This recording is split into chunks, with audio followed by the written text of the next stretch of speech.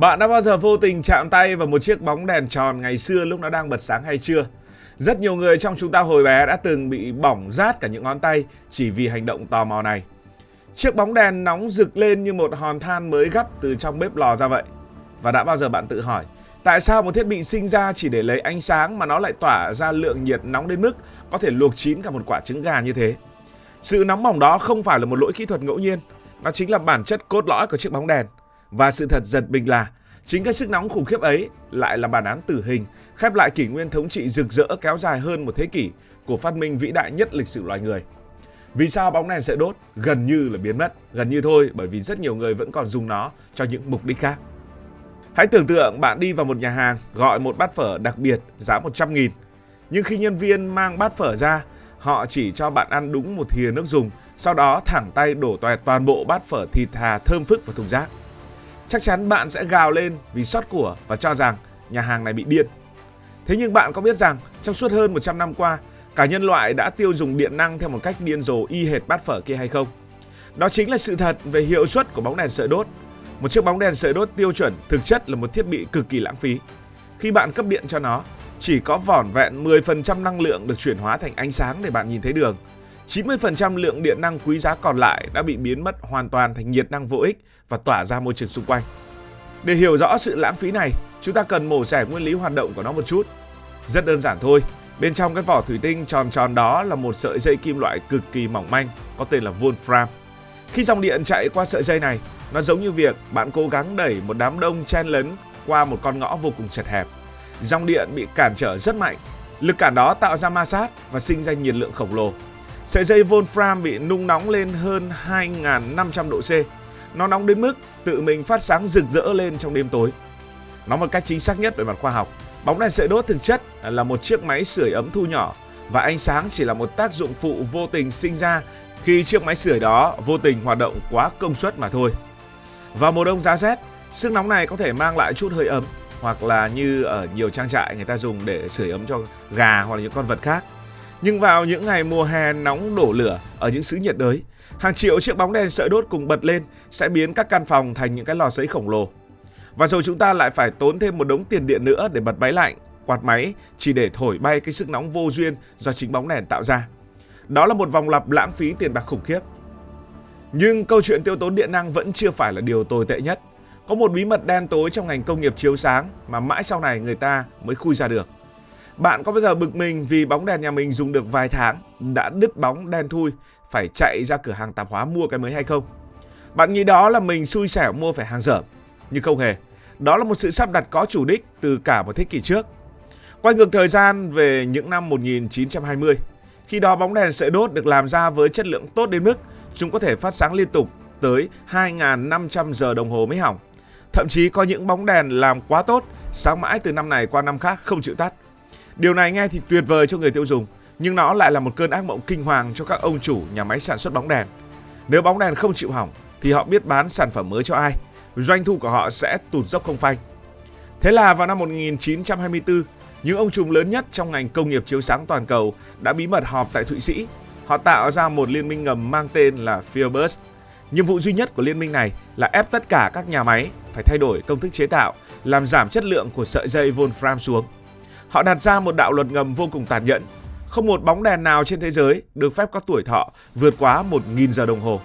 Nếu công ty nào làm bóng đèn bền hơn con số đó, họ sẽ bị liên minh phạt tiền rất nặng. Thế là từ đó, những chiếc bóng đèn sợi đốt được cố tình thiết kế để đứt bóng thật nhanh. Sợi Wolfram bị nung nóng liên tục sẽ bốc hơi dần dần, mỏng đi và đứt tách một cái. Người dân bị ép phải móc tiền đi mua bóng đèn mới liên tục hết tháng này qua năm khác. Lịch sử kinh tế gọi đây là sự lão hóa có kế hoạch. Lợi nhuận của các tập đoàn khổng lồ thì tăng lên vụt vụt, nhưng nó lại kéo theo một hậu quả tàn phá nặng nề cho cả hành tinh của chúng ta. Hai mảnh ghép lãng phí này nối lại với nhau. Một thiết bị vứt đi 90% điện năng thành nhiệt và một thiết bị cố tình bị làm hỏng nhanh để phải sản xuất thay mới liên tục. Khi quy mô chỉ là một gia đình, nó chỉ tốn vài chục nghìn tiền điện. Nhưng nếu nhân lên với quy mô hàng tỷ hộ gia đình, hàng triệu tòa nhà chọc trời, hàng trăm nghìn con đường trên toàn cầu, nó biến thành một thảm họa cực kỳ khủng khiếp. Để có đủ điện nuôi những cỗ máy sưởi ấm tham lam đó, các nhà máy nhiệt điện trên thế giới phải gồng mình hoạt động hết công suất. Hàng triệu tấn than, hàng triệu thùng dầu mỏ bị đốt cháy bừng bừng mỗi ngày đêm. Những ống khói khổng lồ nhả ra bầu trời vô số khí CO2 độc hại. Chúng ta đang thiêu rụi tài nguyên của trái đất, làm trái đất nóng lên từng ngày, băng ở hai cực tan chảy và nước biển dâng cao. Tất cả chỉ để đổi lấy 10% ánh sáng le lói từ cái bóng đèn tròn. Đứng trước bờ vực của thảm họa biến đổi khí hậu toàn cầu, các chính phủ nhận ra rằng họ không thể để lãng phí như vậy. Bóng đèn sợi đốt đã hoàn thành sứ mệnh lịch sử của mình. Bây giờ, nó phải chết để nhường chỗ cho một thứ gì đó tốt đẹp hơn.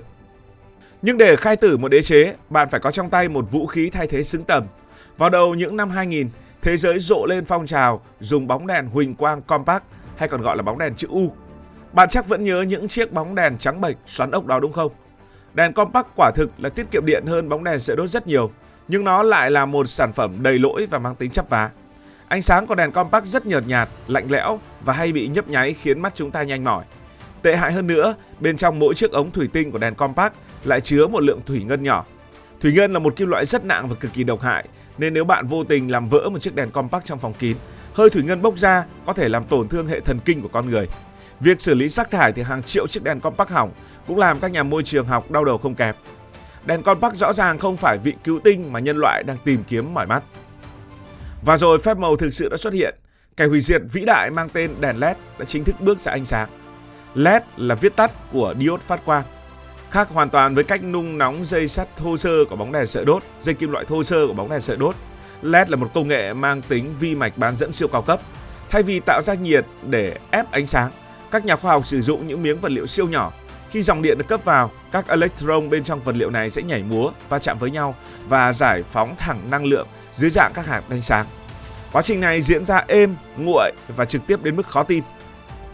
Nếu bóng đèn sợi đốt lãng phí 90% điện, thì bóng đèn LED lại tận dụng gần như triệt để dòng điện để phát sáng.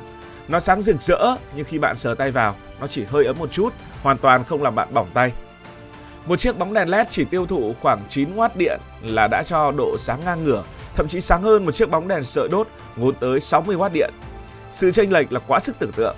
Không chỉ là siêu tiết kiệm, tuổi thọ của đèn LED còn làm các ông chủ của liên minh bóng đèn chớp nhoáng ngày xưa phải đội mồ sống dậy mà khóc thét. Vì không có sợi dây nào bị nung nóng bốc hơi cả. Một chiếc bóng đèn LED có thể thắp sáng liên tục 15.000, 20.000, thậm chí là lâu hơn giờ đồng hồ. Bạn mua một chiếc đèn LED lắp lên trần nhà và có thể 10 năm, 15 năm sau bạn mới phải bắc thang lên để thay cái mới. Không chứa hóa chất độc hại, ánh sáng đẹp không nhấp nháy, tiết kiệm điện gấp 6 lần và bền bỉ gấp vài chục lần. Đèn LED đã đánh gục mọi đối thủ ngáng đường của nó một cách tâm phục khẩu phục. Thành tựu tìm ra ánh sáng LED xanh dương để hoàn thiện công nghệ còn vĩ đại đến mức nó được trao giải Nobel vật lý danh giá vào năm 2014. Ngày nay, nếu bạn đi đến những quán cà phê mang phong cách cổ điển hoài niệm, bạn vẫn có thể bắt gặp những chiếc bóng đèn tròn với sợi dây tóc cháy vàng ươm mờ ảo bên trong. Người ta giữ lại nó không phải để lấy ánh sáng nữa, mà chỉ để làm đồ trang trí, để gợi nhớ về một kỷ nguyên đã lùi sâu và dĩ vãng. Sự biến mất của bóng đèn sợi đốt trên các kệ hàng không phải là một bi kịch, nó là minh chứng cho sự tiến hóa bắt buộc của loài người. Thomas Edison đã thắp sáng thế giới của chúng ta trong bóng đêm tăm tối nhất. Chúng ta luôn biết ơn sự vĩ đại của ông. Nhưng để bảo vệ trái đất này không bị nướng chín, để tiết kiệm tiền cho hàng tỷ người, cỗ máy sưởi ấm mang vỏ bọc phát sáng ấy bắt buộc phải lùi vào trong viện bảo tàng lịch sử. Cảm ơn vì đã quan tâm theo dõi câu chuyện này. Hãy nhấn nút đăng ký kênh để không bỏ lỡ những video mới nhất.